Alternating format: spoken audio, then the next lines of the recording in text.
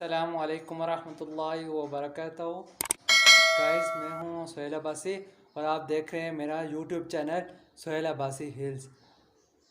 آج میں آپ کو بتانے جا رہا ہوں نماز کی شرائط۔ ویڈیو شروع کرنے سے پہلے اگر آپ میرے چینل پر نئے ہیں تو ویڈیو کو لائک، سبسکرائب اور شیئر کرنا نہ بھولیں۔ تو بڑھتے ہیں ویڈیو کی جانب۔ میرے پاس ہے تعلیم الاسلام حصہ دوم، مولفہ حضرت مولانا مفتی محمد کفایت اللہ صاحب، ٹھیک ہے۔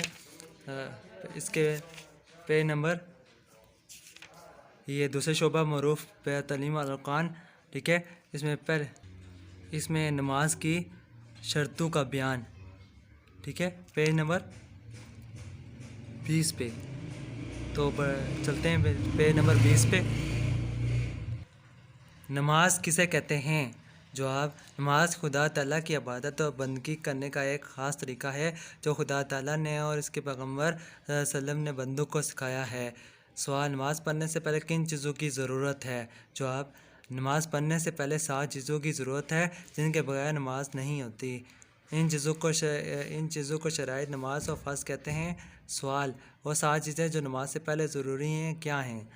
جواب: اول بدن پاک ہونا، دوسرا کپڑوں کا پاک ہونا، تیسرا جگہ کا پاک ہونا، چوتھا سطر کا چھپانا، پانچواں نماز کا وقت ہونا، چھٹا قبلے کی طرف منہ کرنا، ساتویں نیت کرنا۔ نماز کی پہلی شرط کا بیان۔ بدن پاک ہونے سے کیا مراد ہے؟ بدن پاک ہونے سے یہ مراد ہے کہ بدن پر کسی قسم کی نجاست یعنی پلیدی نہ ہو۔ سوال: نجاست کی کتنی قسمیں ہیں؟ نجاست یعنی ناپاکی کی 2 قسمیں ہیں، ایک حقیقی دوسری حکمی۔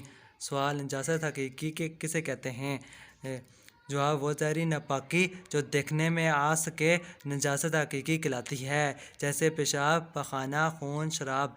سوال: نجاست حکمیہ سے کسے کہتے ہیں؟ جواب: وہ ناپاکی جو شریعت کے حکم سے ثابت ہو مگر دیکھنے میں نہ آ سکے نجاست حکمیہ کہلاتی ہے، جیسے بے وضو ہونا، غسل کی حاجت ہونا۔ سوال: نماز کے لیے کس نجاست سے بدن پاک ہونا شرط ہے؟ دونوں قسم کی نجاست سے بدن پاک ہونا ضروری ہے۔